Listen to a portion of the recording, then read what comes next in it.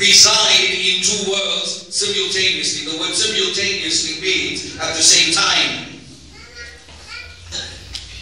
Now we reside in what is called a natural world, and we also reside in what is called a spirit world. It is with our bodies that we are able to make contact with this physical world, and it is with our spirits that we are able to contact the invisible God.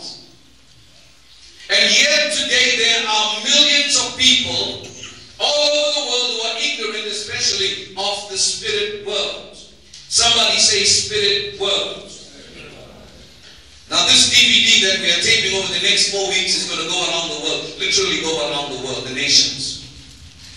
So this morning you are a part of something powerful that God is about to do and God is doing even in the midst of us. Amen? Now you need to understand this morning that the spirit world exerts a powerful influence over the natural world. Although you cannot see the spirit world, you exist in a spirit world. Whether you are born again or whether you are not born again, you still exist in two worlds, a spirit world and a physical world. And you need to understand that the spirit world exerts a powerful influence, as I mentioned, on the natural world. And when you begin to look at the spirit world, we find that the spirit world has two subdivisions. First of all, we have what is called the kingdom of God.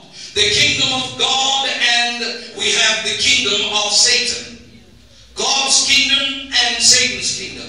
And we know by now that the kingdom of God is righteousness, peace, and joy in the Holy Ghost.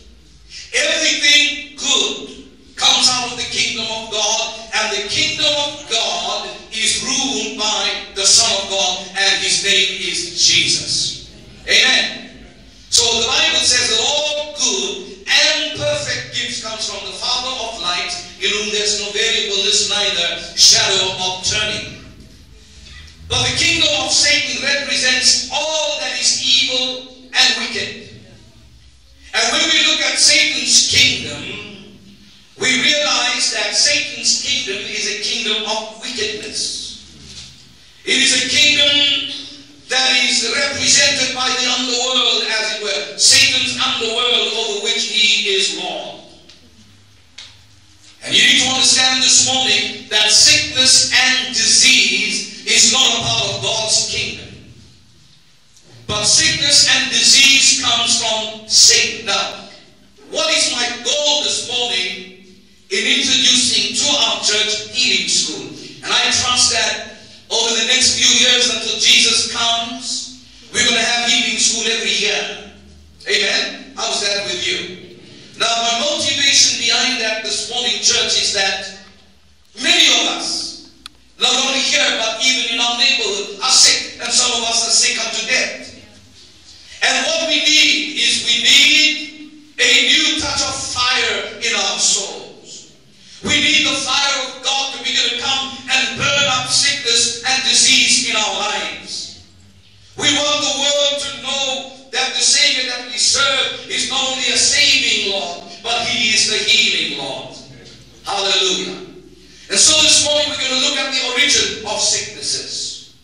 Like the way you have two subdivisions of the spirit world that I mentioned to you this morning, you have two types of sicknesses represented in the world today. Two types of sicknesses that the Bible talks of. One, church, is called spiritual sickness. And Isaiah puts it so powerfully in the prophecy that he wrote even 750 years before Jesus Christ came to the earth. He spoke about all men like sheep have gone astray. And when we look at spiritual sickness, you need to understand that the spiritual sickness affects the spirit of man.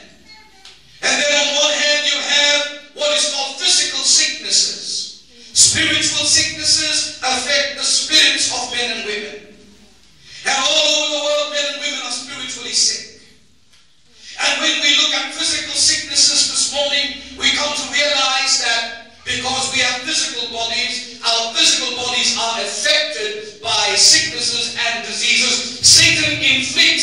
sickness and disease upon people in the world today.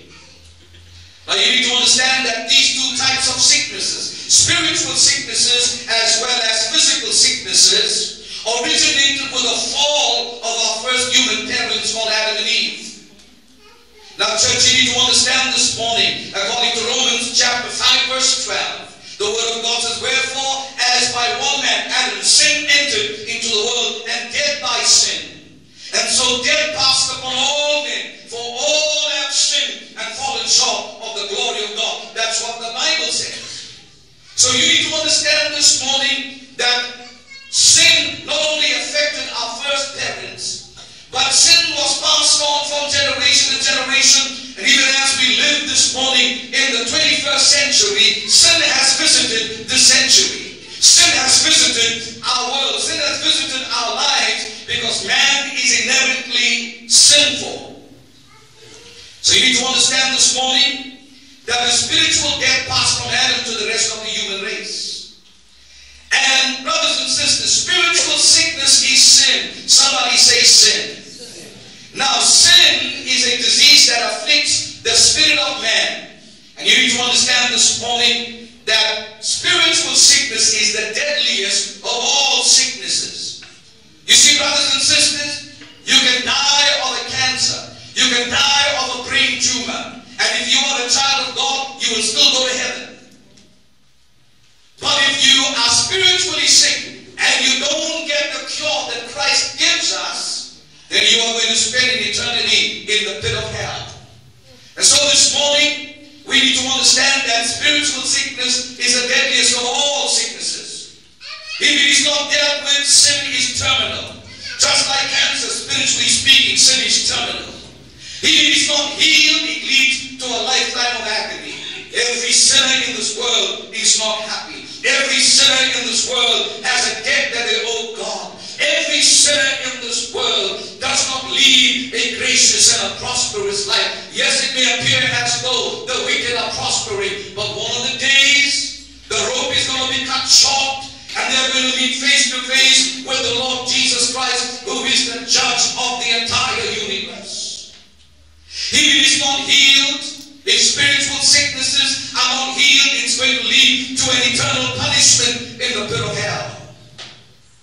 We need to understand this morning that as much as we have medical science and we have doctors and we have natural healing, you need to understand this morning that medical science and natural healing can do nothing for the spiritual condition. The only antidote for the spiritual sicknesses in the lives of men and women is the blood of Jesus. Hallelujah. Everyone is affected by spiritual sicknesses because all have sinned. Healing for spiritual sicknesses, how does it come to us? It comes from repenting. It comes from receiving forgiveness of our sin. And forgiveness of our sin is received by accepting Jesus Christ as our Lord and personal Savior. Church, you need to understand this morning that physical sickness is the outcome of man's rebellion against God. Because Adam rebelled against God. Adam sinned against God. And because Adam sinned against God, all of us fall under the judgment of Adam's sin. And as a result of spiritual sickness, physical sickness entered into the world. And you need to understand this morning that if physical sicknesses are not healed, it eventually leads to the death of the body. And I don't have to remind you that many in our own families, if it is not in our own nuclear family, but in our extended families, have died as a result of physical sicknesses and diseases. I want to talk to you this morning a few moments on the battle for the body. Now you need to understand that many of us are going through battles. The battles of life face us every day. Some are unemployed, some have financial constraints, some are bankrupt, some have marital problems. And the problems that people go through during their lifetime are battles. They are real battles that you go through. And brothers and sisters, when we look at the battle for the body, today our bodies are being bombarded by sicknesses and diseases. In fact, this morning hospitals cannot cope with a large number of patients that land at the doorstep. They have to be sent back home because already they have the halls that are full, the passages that are full of people.